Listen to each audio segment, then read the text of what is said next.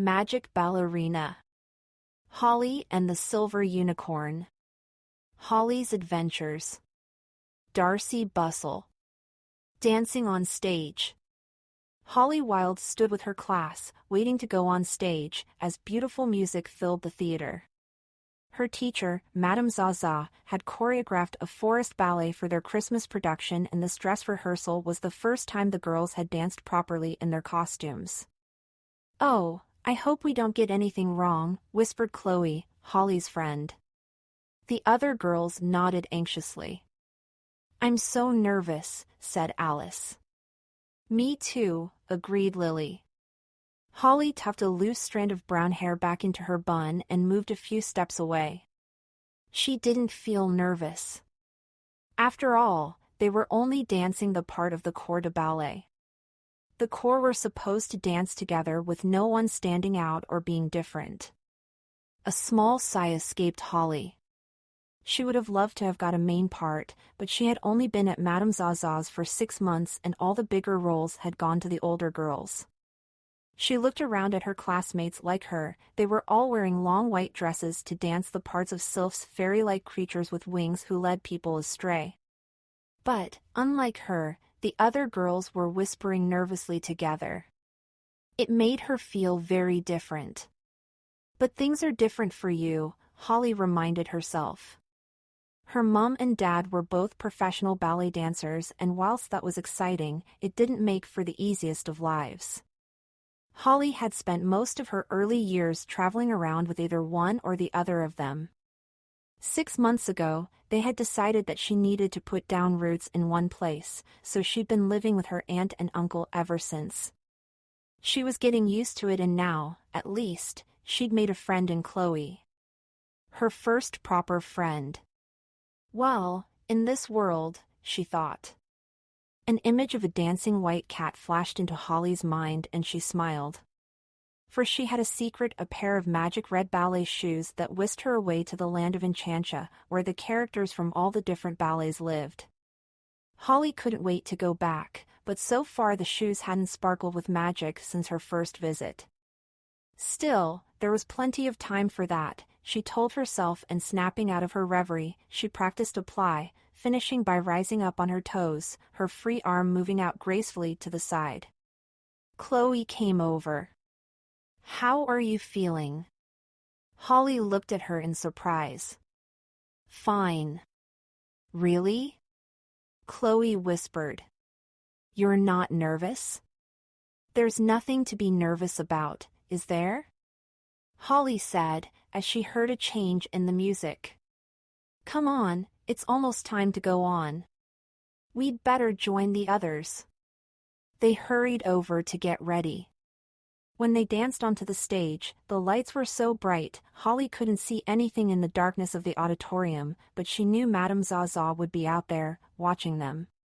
Holly did just as the others were doing, moving forward with tiny running steps, sweeping her arms down, and then up and turning round, before continuing onwards again. But gradually the music took hold and the urge to dance as well as she possibly could started to build inside her. She tried to ignore it at first, but it grew fiercer and stronger. When the others stood on their toes, their arms in the air, Holly held her position for a moment longer, and as they moved into a circle and stood on one leg, she lifted hers higher than anyone else's.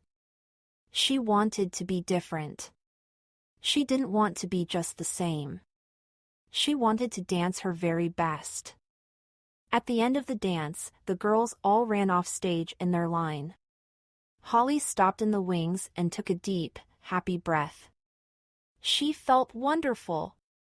She vaguely noticed a few of the other dancers giving her cross looks as they headed off to the changing rooms, but she didn't really take them in until Chloe came over to her. "Holly! How could you?" she said. "What?" said Holly in surprise. "Dance like that. You were showing off like crazy." "No, I wasn't," Holly protested. "But you were," Chloe went on. "You know we're supposed to be dancing together, all doing the same thing.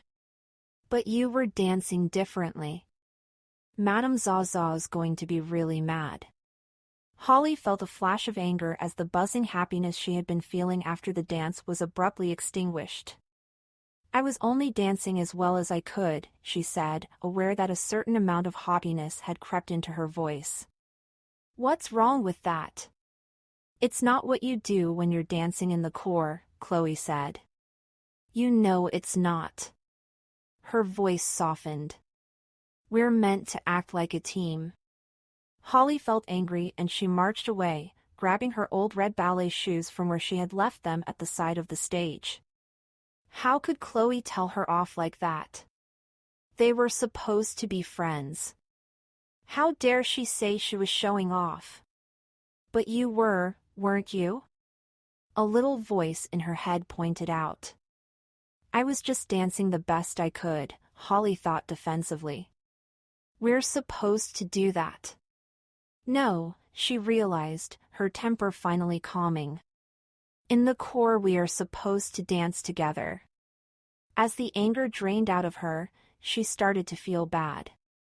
What was Madame Zaza going to say? And it wasn't just that. She'd snapped at Chloe. And the other girls, how must they be feeling? Holly swallowed hard and stopped. She had reached the large scenery hall and the backstage entrance to the theater. The stage doorkeeper sat in a little cubicle letting the dancers and stage crew in and out. "Are you okay, sweetheart?" he asked. "You look rather flushed." "I'm just hot," lied Holly. "You should be glad of the warmth." "It's snowing outside," he commented. "Snowing," gasped Holly, her own problems momentarily forgotten. "Can I go and see?" The stage doorkeeper frowned.